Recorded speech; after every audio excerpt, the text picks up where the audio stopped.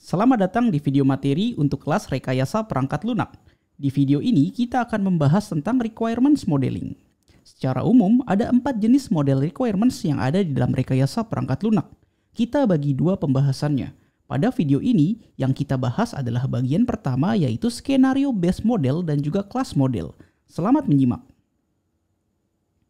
Ada 3 topik yang kita bahas dalam video ini.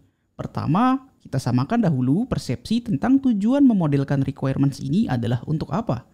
Kedua adalah pembahasan skenario based model yang pembahasan utamanya adalah tentang use case. Dan ketiga, kita bahas model requirements yang kedua yaitu class model. Mari kita bahas satu persatu. Setelah kita mendapatkan daftar kebutuhan sistem atau system requirements, langkah umum yang biasa dilakukan dalam proses rekayasa perangkat lunak adalah memodelkan requirement tersebut. Dari sistem requirement sebetulnya secara tidak langsung kita sudah mendapatkan apa yang dinamakan dengan system description, terlepas ini terdokumentasi secara formal atau tidak. Software atau sistem yang kita kembangkan haruslah sesuai dengan system description tersebut. Langkah logis sebelum membangun sistem ini adalah dengan membuat model rancangannya terlebih dahulu. Namun demikian, dalam kondisi tertentu dan yang umum terjadi, kita perlu melakukan proses analisis requirement sampai pada tahap membuat model requirements-nya. Model requirements ini akan menjadi jembatan dari system description ke rancangan sistemnya. Requirements model ini harus memenuhi 3 tujuan utamanya, yaitu pertama, menggambarkan apa yang dibutuhkan oleh customer. Yang kita modelkan adalah requirements. Tentu saja requirements ini merupakan sesuatu yang dibutuhkan oleh mereka. Kedua adalah membangun dasar untuk pembuatan rancangan atau desain dari softwarenya. Ingat kembali bahwa pada tahap modeling memang ada 2 kegiatan utama, yaitu requirements engineering dan juga system design. Model dari kebutuhan ini merupakan dasar pembuatan model rancangan atau desain dari software yang dikembangkan. Dan tujuan yang ketiga adalah menetapkan serangkaian requirements yang dapat divalidasi setelah softwarenya selesai dibangun. Jika software sudah selesai dibangun, kita dapat menggunakan model kebutuhan ini sebagai checklist untuk memastikan software tersebut sudah memenuhi semua kebutuhan yang kita identifikasi. Requirements model dalam perangkat lunak secara umum dapat dibagi menjadi 4 kelompok, seperti yang terlihat pada gambar. Kelompok yang pertama adalah skenario based model. Contoh yang termasuk di dalam kelompok skenario based model ini adalah use case dan juga user stories. Kelompok model kebutuhan yang kedua adalah class model. Contohnya adalah class diagram dan juga collaboration diagram. Selanjutnya, yang ketiga adalah flow model. Data flow diagram dan juga data model berada di dalam kelompok ini. Dan kelompok yang terakhir adalah behavioral model, yang contohnya adalah state diagram dan juga sequence diagram. Untuk video kali ini yang dibahas adalah skenario based dan juga class model. Flow dan behavioral model dijelaskan pada video lain yang terpisah. Kita mulai saja untuk requirements model yang pertama yaitu skenario based model. Skenario based model umumnya dilakukan dengan membuat use case. Use case ini dapat menjelaskan siapa melakukan apa di dalam sebuah software atau sistem. Atau pada dasarnya, use case menggambarkan interaksi yang terjadi antara pengguna dengan sistem. Lalu apa saja yang perlu dituliskan di dalam use case? Sekurang-kurangnya adalah 6 hal berikut. Pertama, siapa aktornya? Kedua, apa yang menjadi tujuan use case-nya. Ketiga, apa saja kondisi atau syarat yang harus dipenuhi. Lalu keempat, bagaimana skenarionya, termasuk juga seperti apa skenario alternatifnya jika ada. Kelima, apa saja pengecualiannya atau exception. Dan yang keenam, apa prioritas dari use case-nya. Output atau luaran setelah membuat use case ini adalah sebuah dokumen, biasanya disebut dengan System Requirement Specification atau SRS. Perhatikan contoh use case dalam sistem inventaris berikut. Seperti yang terlihat, setiap use case didokumentasikan mengikuti template dokumen SRS tadi. Di dalamnya memuat informasi mulai dari nama use case, aktor utama, tujuan dari use case tersebut, prasyarat use case-nya, prioritas, skenario dan alternatifnya, exception atau pengecualian, frekuensi penggunaan, dan jika diperlukan juga disertakan catatan tambahan. Use case yang dijadikan contoh dalam sistem inventaris ini adalah use case mengajukan permohonan peminjaman barang. Di sini dijelaskan bahwa aktor utamanya adalah staf perusahaan. Tujuan dari use case-nya adalah membuat permohonan peminjaman inventaris perusahaan yang kemudian akan disetujui oleh bagian peminjaman. Ada 2 prasyarat dalam use case ini, yaitu si pengguna atau staff tadi harus login ke dalam sistem terlebih dahulu. Sedangkan syarat yang kedua adalah data inventarisnya sudah terisi. Prioritas untuk use case ini adalah tinggi. Itu menunjukkan bahwa use case ini harus diprioritaskan paling utama dalam pengembangan sistem inventaris ini. Di bagian selanjutnya ada skenario. Dapat kita lihat ada 10 langkah bagaimana use case ini dilakukan oleh aktornya. Mulai dari memilih menu daftar inventaris di menu utama, hingga pada akhirnya sistem menampilkan notifikasi permohonan peminjaman barang telah terkirim. Apabila terdapat alternatif skenario, maka itu disampaikan pada bagian yang terpisah, atau paling tidak dibedakan dengan skenario utamanya. Pada contoh, ada skenario alternatif untuk use case ini. Pertama, staff dapat menggunakan fitur pencarian inventaris untuk menemukan barang yang ingin dipinjam. Kedua, staff dapat memilih lebih dari satu barang dengan mengulangi langkah ketiga pada skenario utama. Selain skenario, kita juga perlu menuliskan pengecualian untuk use case tersebut jika memang ada.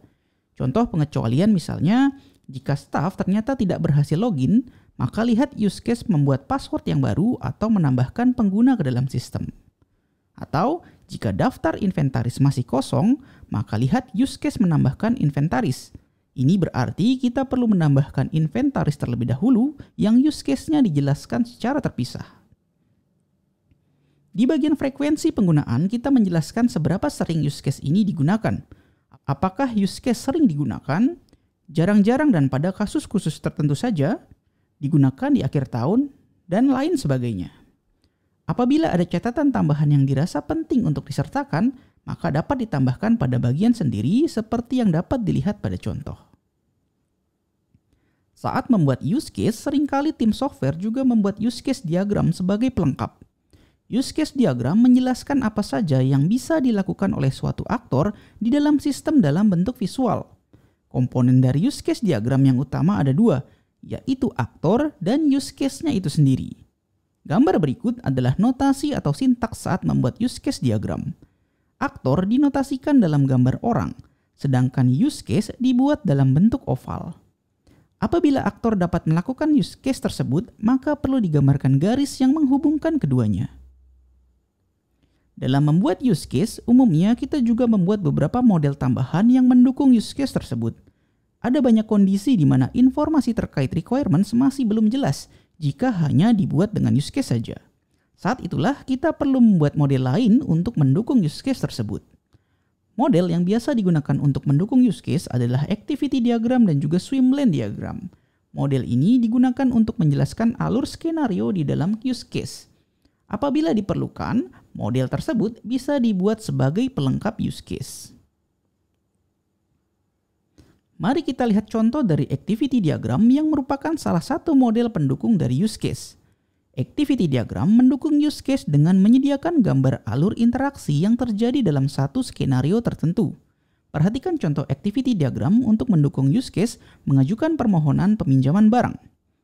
Activity diagram ini sebetulnya menjelaskan skenario yang sebelumnya sudah kita lihat bersama di dalam use case, baik skenario utamanya ataupun juga skenario alternatifnya. Yang perlu diperhatikan dalam membuat activity diagram ini adalah penulisan simbol-simbol yang digunakan. Umumnya ada 5 notasi simbol dalam activity diagram. Yang pertama adalah lingkaran hitam yang menandakan titik awal atau titik mulai. Lalu ada juga lingkaran kecil berwarna hitam dengan putih di luarnya. Ini menandakan titik akhir dari aktivitas tersebut. Jika sudah sampai simbol ini, berarti aktivitasnya sudah selesai atau tidak ada proses lagi yang harus diikuti. Sementara itu, setiap proses atau aktivitas dinyatakan dalam bentuk persegi panjang. Kita juga memberikan nama pada aktivitasnya. Notasi yang lainnya adalah gambar belah ketupat yang menandakan adanya percabangan. Ini biasanya digunakan apabila ada skenario alternatif yang bisa dilakukan. Artinya, aktivitas akan dipecah jalurnya. Dan terakhir adalah garis dengan tanda panah di salah satu ujungnya. Ini menandakan aktivitas apa yang selanjutnya perlu dilakukan untuk menyelesaikan use case tersebut. Selanjutnya kita masuk pada model requirements yang kedua, yaitu class model. Class model atau class-based model umumnya digunakan dalam analisis kebutuhan yang menggunakan pendekatan berbasis objek atau object-oriented. Kelas model ini menggambarkan objek yang akan dimanipulasi oleh sistem, operasi atau disebut juga dengan metode yang dimiliki oleh objek, hubungan antar objek, dan juga kolaborasi antar kelas. Ada 6 komponen di dalam model berbasis kelas ini, yaitu sebagai berikut. Yang pertama adalah kelas atau objek. Yang kedua adalah atribut, lalu ketiga adalah operation. Keempat adalah Class Responsibility Collaborator atau CRC model. Yang kelima adalah Collaboration Diagrams. Dan yang keenam adalah package. Komponen-komponen tersebut juga dapat digambarkan dalam sebuah diagram yang dinamakan kelas diagram. Kelas diagram terdiri atas nama kelas, attributes, operations, dan juga relationship. Perhatikan contoh kelas diagram berikut. Ini hanya contoh kelas diagram dengan satu kelas, yaitu mahasiswa. Satu kotak ini merupakan kelas. Setiap kelas memiliki nama. Pada contoh, nama kelasnya adalah mahasiswa. Di dalam kelas ada attributes dan juga operation atau methods. Attributes mengacu pada informasi apa yang dimiliki oleh kelas mahasiswa ini. Misalnya, NIM, nama, dan status mahasiswa. Kita juga bisa menentukan tipe datanya apakah itu berupa string, integer, float, binary, dan lain sebagainya. Atribut ini umumnya juga menunjukkan data yang disimpan pada database software nantinya. Bagian selanjutnya dari kelas diagram adalah operation atau methods. Operation ini terkait dengan apa saja hal yang dapat dilakukan oleh suatu kelas. Contohnya, kelas mahasiswa memiliki operation untuk isi KRS, cetak KPU, dan juga cetak KHS.